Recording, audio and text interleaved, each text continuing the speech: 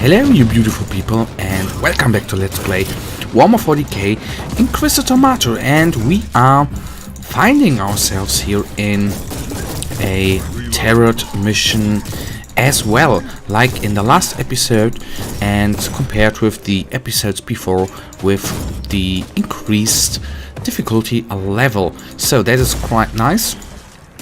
So the game is a little bit of a challenge.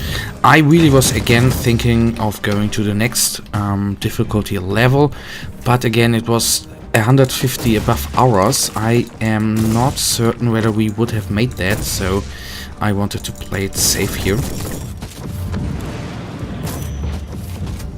Then let's take him down, and as you can see on the right middle side there, it is just a small little perch. I don't expect too much of problems if we do not run into a crazy enemy up ahead. Alright, I'm not going to, of course, not rock into the skies, into skulls, not in the skies, but it wouldn't bring us anything to kill them off.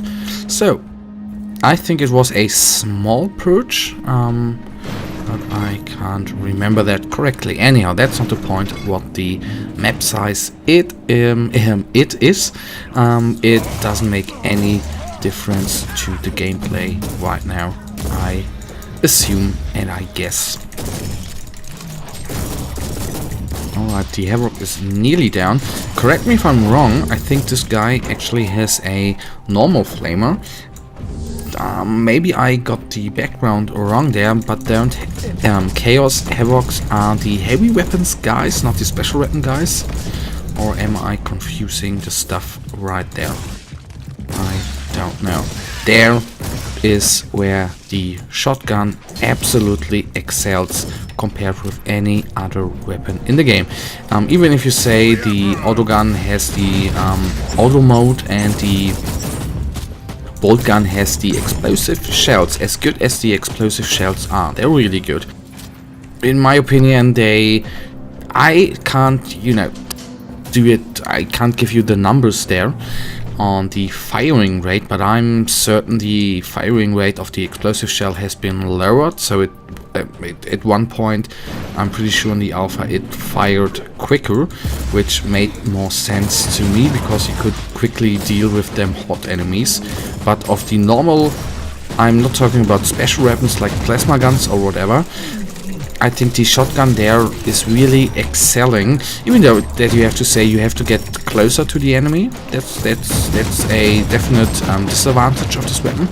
But overall you kill the enemy so quick that that actually does not matter. Maybe, of course, maybe if I would play the 1250 mission or the higher missions, maybe that would be more of a difference. That can really be. Okay, I don't take a inoculator, but that would have been a time where it was not necessary, but not bad in taking one as well. That you got to keep in mind. Alright, switch to the Gref gun. Let's give him a little bit of damage before we switch to the shotgun and deal with the close combat guy, the champion. And if you take a look at the naming, I meant that I would actually say that champion would be better than Havoc, but it seems like they are armor wise, of course, armor wise. Yeah, well, armor is always a thing in 40k, but they are health wise, armor wise, and damage wise identical in my opinion. But anyhow, I don't know, maybe I'm always confusing stuff. But I'm always thinking when I see champion it like a character model, like the Black Templar champion guy. I may be completely off here. Of course, that is, the Warhammer universe is very big, and I am not owning every codex of the current edition, although I am thinking about buying a new codex just for the background. I love many aspects of the Warhammer Games Workshop, Warhammer of the 40k hobby, so to say. I absolutely enjoy, for example, the Black Library, so all the novels in the 40k universe, and I like novels in the 30k universe too, especially the Horus Heresy, of course, which is one of the greatest book series out there forever. But I like painting miniatures as well. It's so much. It's not only fun, but it's like meditating. Really cool. If you don't think about them prices, of course. Games Workshop models or Zelda models are very expensive, and I like reading them codexes. I was growing up in a time where the codexes were soft cover and really thick. If I remember the old Chaos Codex, okay, there was everything combined. I think now the Chaos Codexes are split up in Chaos and Demons, but there was all together, and it was nearly a novel, so that was really amazing. But overall, in my opinion, the codexes were bigger, but thicker. But if I remember correct, well, maybe I'm wrong there. If you really compare the content to the current content, I may be off there. Anyhow, what I am enjoying as well is just, you know, getting the codexes, because not particularly because I want to play a certain army, because I want to know their background. And with background, I mean not the rules and everything, I mean the fluff. And that is one good thing to get the fluff from, the codexes. Okay, enough of that. Just wanted, the point is there, I'm thinking about getting a new codex. The last one I bought was the Tau Codex, combined with the Deathwatch Codex. So I am thinking about Dark Angels, getting the Dark Angels Codex, the Adeptus Mechanicus Codex, or the Tyrant Codex. That are three which I have in my closer circle. So, well, let's see. Anyhow, that's not the point of this game. Sorry that I digested there. Not digested, of course. Digressed, I think is the right word there. Let's kill those guys off. There's a yellow one. I will have a fuse delayed grenade up, and he walked in the right direction. Thank you. But I will do something like that as well, just to quicken things up. Come on, let's take the big guy down here as well, the Havoc. So, I am a little confused. I know you can't really compare all the weapons, because it's hard to find weapons who have exactly the same stats. If I'm thinking about mechanics or the skills up there, I am really beginning to enjoy the Graph gun really much compared to the plasma gun, which, don't get me wrong, is the plasma gun is absolutely fine. I like it as well, but I like the spells, the skills of the Graph gun a little more, and it's always a thing of feeling, you know, whether you think the weapon of choice does the right thing, or the skills to be precise.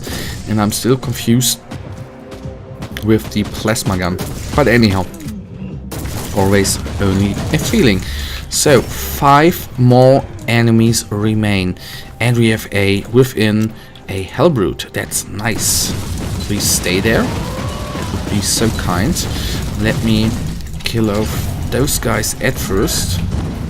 I may be a little bit in trouble, because the Flamers did take a lot of HP, and especially all of our suppression of us. That is not very nice of you. Do you know that? So the fuse delayed grenade got out, but I think she didn't really do much. And there you can see that maybe, if you didn't know that, the big guys there, like I don't know whether Dreadnoughts do that as well, at least Hellbrutes, that I can promise you. Not with the Flamer, but with their normal shots, do actually hit their own enemies. And that you can, of course, use against them if you walk around them smartly enough. Not that I'm always moving smartly, you know, I'm dying a lot of dull deaths, so I'm not the best example of good playing sometimes here, I guess.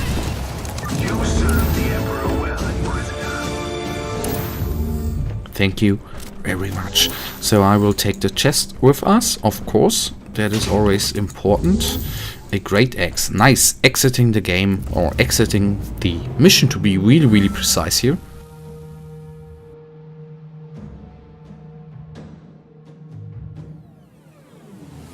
And let us find out whether we have found some improvements. Do we get level? No, we don't get level 41. Okay, fair enough, but let us stroll through our weapons here. The inoculator would be nice, but I have to think. I have to really think. That one is a upgrade. Though the melter gun, of course, is not my favorite weapon out there. But that is always just your silly mind playing with you, I guess. Okay, I know we found a Gref gun. Of that I'm actually really certain. Was it that one? But that would be no upgrade whatsoever. Okay. But in the end there's no real good important stuff. We have a tiny little upgrade overall. I think about 5 more in the power rating. But for now, guys, that brings us to the end of this episode. And you know it, as usual, I really, really, really thank you for watching. If you beautiful people have enjoyed this episode, then please, guys, give me a thumbs up and subscribe. And I'll hopefully see you in the next episode. Until then, have a nice day, stay frosty, bye.